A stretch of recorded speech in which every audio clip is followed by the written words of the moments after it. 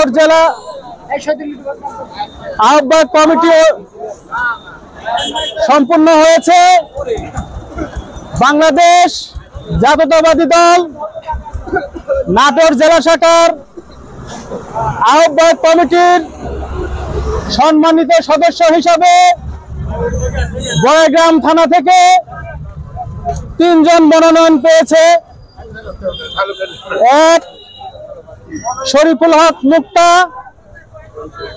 2 অধ্যাপক আলহাজ লুৎফর রহমান, 3 শামসুল আলম রনি।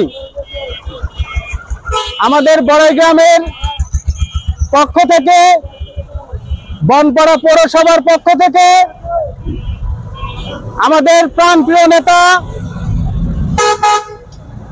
অ্যাডভোকেট রুহুল কুদ্দুস তালুকদার দুলু সাহেব এবং